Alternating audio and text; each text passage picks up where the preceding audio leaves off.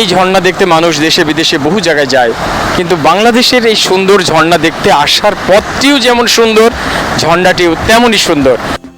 প্রিয় বন্ধুরা, আজকে আমরা এসেছি অত্যন্ত সুন্দর এবং গুরুত্বপূর্ণ একটি পর্যটন কেন্দ্র, বাংলাদেশের সিলেট বিভাগের মৌলভীবাজার জেলার বড়লেখা উপজেলাতে অবস্থিত এই মাধবকুণ্ড ঝর্ণা বা মাধবকুণ্ড ইকো পার্ক। এটি মূলত ওই ঝর্ণার জন্য বিখ্যাত এই জায়গাটি, এবং এর সঙ্গে ইকো পার্ক করা হয়েছে পরবর্তীতে। বাংলাদেশের সবচেয়ে উচ্চতম স্থান থেকে পতিত 162 ফুট মতো প্রায় উচ্চতা বিশিষ্ট এই ঝর্ণা দেখতে ছুটে আসেন দেশ এবং দেশের বাইরে থেকে প্রচুর পর্যটক।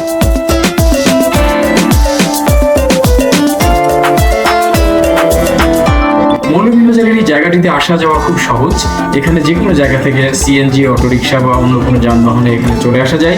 জায়গাটি অত্যন্ত নিরাপদ, এবং এইখানে আসতে আপনার ক্লান্তি লাগবে না, কারণ রাস্তার দুপাশে চা বাগান সহ ছায়াঘেরা পরিবেশ রয়েছে। হাঁকালুকি হাওড় পার হয়ে আসতে হয়। সবচেয়ে বড় কথা, এই ঝর্ণাতে যেতে যে রাস্তাটি সেটি অত্যন্ত পরিষ্কার। বেশিরভাগ ঝর্ণায় যেটি হয় যে রাস্তাগুলো জঙ্গলাকীর্ণ থাকে, যোগ পেরিয়ে তারপরে পৌঁছতে হয় দুর্গমভাবে, কিন্তু আসলে এই ঝর্ণাটিতে যাওয়ার রাস্তাটা খুব সুন্দর এবং পরিষ্কার পরিচ্ছন্নতার মধ্যে দিয়েই আপনি পৌঁছে যেতে পারবেন এই সুন্দর নয়ন আভিরাম জায়গাটিতে। আপনি সমস্ত ক্লান্তি নিয়ে এখানে বসবেন, কিন্তু অদ্ভুত ব্যাপার দেখবেন, ঝর্ণার সামনে উপস্থিত হওয়ার সঙ্গে সঙ্গে আপনার সমস্ত ক্লান্তি যেন কোথায় উড়ে গেছে, আপনার প্রশান্তিতে মনটি জুড়িয়ে আসবে তখন। আমরা ধীরে ধীরে কোথায় যাচ্ছি যেন? এই জলপ্রপাতের কাছে যাচ্ছি। হ্যাঁ, মাধবকুণ্ড গাড়ি পার্কিং এর সামনে। মাধবকুণ্ডটা পড়ার জন্য ভুলে যাচ্ছি মাঝে মাঝে। না, সেটা না, আমি বলতে যাচ্ছি আস্তে আস্তে আমরা মানে রাজার সেই রাক্ষস খক্ষসের বাড়ি যেখানে, সেই অরণ্যপুরীতে আমরা আস্তে আস্তে আগাচ্ছি আর কি। মূল গেট থেকে প্রায় 1 কিলোমিটার রাস্তা পেরিয়ে তারপরে আপনাকে পৌঁছতে হবে ঝর্ণার সামনে। সুতরাং একটু কষ্ট করতেই হবে, তবে এই কষ্টটা কষ্ট মনে হবে না যখন আপনি সেখানে পৌঁছে যাবেন। দাঁড়ান।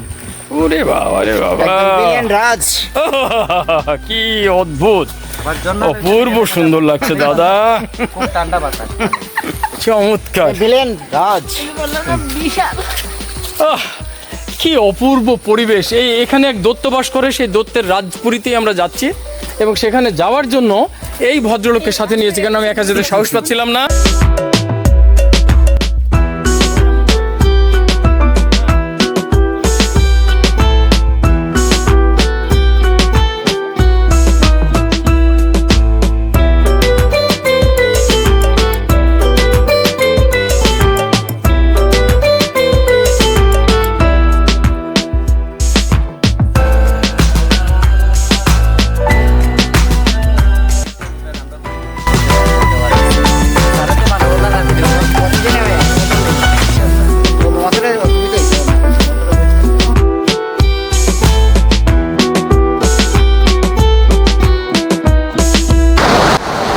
আর কিছুক্ষণ পরে কোন সৌন্দর্য অপেক্ষা করছে, কোন বিস্ময় অপেক্ষা করছে, তা আপনারা নিজ চোখেই দেখতে পাবেন।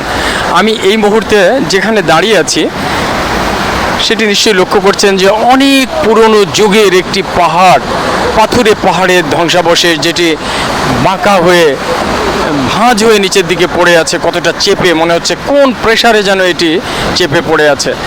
আর এক্ষুনি লক্ষ্য করবেন সেই বিশালকায় ঝর্ণা, যেটি দেখার জন্য আমি রাজশাহী থেকে ছুটে এসেছি এই সিলেটে। এই হলো সেই ঝর্ণা, যেটি বাংলাদেশের সব থেকে বড় প্রাকৃতিক ঝর্ণা, মাধবকুণ্ড ঝর্ণা, মাধবকুণ্ড ওয়াটারফলস।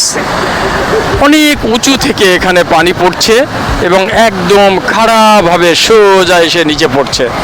ঝর্ণা বাংলাদেশে অনেক আছে হয়তোবা, কিন্তু মাধবকুণ্ড সবথেকে বড় এবং সবথেকে সুন্দরতম ঝর্ণা।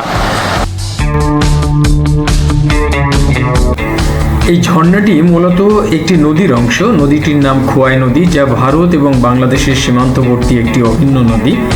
এই নদীরই কয়েকটি পাহাড়ি ধারা একসঙ্গে হয়ে একত্রিত হয়ে এই নিচু জায়গা দিয়ে গড়িয়ে পড়ছে, যার নাম মাধবকুণ্ডু ঝর্ণা। আর এই সৌন্দর্যের সামনে আমরা এখন সাক্ষী হয়ে দাঁড়িয়ে আছি। আমরা কয়েকজন মানুষ বেড়াতে এসেছি এখানে। আমাদের সবথেকে বড় অতিথি আমাদের এই মামুনি এখানে বসে ড্রিঙ্কস খাচ্ছে, পান করছে। হ্যাঁ, আর ওইখানে তোর মা আর বাবা দাঁড়িয়ে আছে পানির মধ্যে, আমরা দেখতে পাচ্ছি। তারা হাই বলছে আমাদেরকে। হ্যাঁ, অসাধারণ অসাধারণ। এই সৌন্দর্যের বর্ণনা করা যাবে না, কোনো ভাষা দিয়ে এই সৌন্দর্যকে বর্ণনা করা সম্ভব নয় আমার পক্ষে। এটিকে শুধু দেখতে হবে আর উপলব্ধি করতে হবে। আমি চাই আপনারা প্রাণ ভরে এই জায়গাটির সৌন্দর্য দেখুন, এখানকার শব্দ শুনুন এবং এই শব্দের স্রোতে ভেসে গিয়ে মনের গভীরতায় হারিয়ে যান এবং উপলব্ধি করুন স্রষ্টার সৃষ্টি কতই না সুন্দর। আর এই অবারিত এক সৌন্দর্যের সাক্ষী হয়ে, অবারিত এক সৌন্দর্যের সামনে এই মুহূর্তে আমরা দাঁড়িয়ে আছি।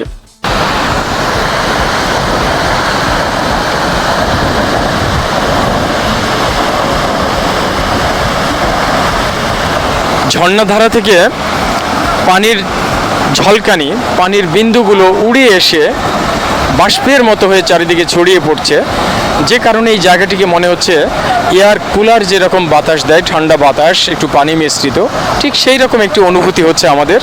অত্যন্ত মনোরম পরিবেশ। আমরা হেঁটে এসে খুব শ্রান্ত ছিলাম, এখন সেই ক্লান্তিটা একদম দূর হয়ে গেছে। অনেক মানুষ এখানে গোসল করছে। জানি না এই জায়গাটা কেন এত বিপজ্জনক। এখানে এর আগে অনেক দুর্ঘটনা ঘটেছে, অনেক মানুষ এখানে মৃত্যুবরণ করেছে বেড়াতে এসে, অনেক মেধাবী শিক্ষার্থীও হারিয়ে গেছে এখান থেকে। তারপরেও আমি বলবো সৌন্দর্য সে সৌন্দর্যই, তাকে উপলব্ধি করার সময় হয়তো সাবধানতা অবলম্বন করতে হবে, এছাড়া আর কিছুই বলার নেই। এখানে ঝিঝি পোকার ডাকের মতো অস্বাভাবিক কিছু শব্দ হচ্ছে আমার মাথার উপরে। এই গাছগুলো দেখুন, কি অপূর্ব সৌন্দর্য নিয়ে তারা এই ঝর্ণার দিকে তাকিয়ে আছে মানুষের মতোই। তারা উপলব্ধি করে, তার পাশাপাশি তারাও অবস্থান করে এইখানে সব সময়। আমি এই ঝর্ণার সামনে থেকে কিছু বলতে পেরে নিজেকে ধন্য মনে করছি এবং গর্বিত অনুভব করছি। বাংলাদেশের এই বিশালতম ঝর্ণাটিকে জীবনের এই শেষ লগ্নে এসে প্রথমবারের মতো উপলব্ধি করলাম এবং দেখলাম। ইতিপূর্বে আমি অনেক জায়গায় বেড়াতে গেছি, সিলেটেও বহুবার এসেছি, কিন্তু এই ঝর্ণার সামনে আসার সৌভাগ্য এইবারই আমার প্রথম হলো।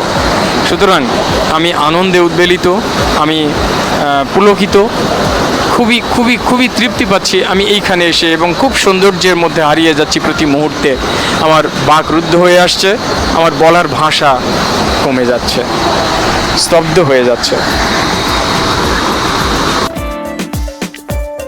আমরা এখন মাধবকুণ্ডু ঝর্ণার একদম টপ লেভেলের লেভেলে প্রায় টাওয়ারের মাথার উপর থেকে ছবিটি ধারণ করার চেষ্টা করছি।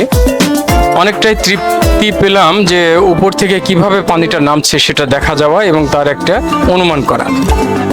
তো আমার মনে হচ্ছে আমাদের ধারণাটি ঠিক, অনেক দূর থেকে পানিগুলা গড়িয়ে গড়িয়ে এসে এইখানে সবচেয়ে নিচু জায়গা, যেখান দিয়ে পানিটা একদম নিচে আছড়ে পড়ছে। অনেক সময় আমরা ধারণা করি যে মাটি ফুঁড়ে নিচ থেকে পানি উপর দিয়ে উঠছে কিনা, মনে হয় সেটি নয়। এটি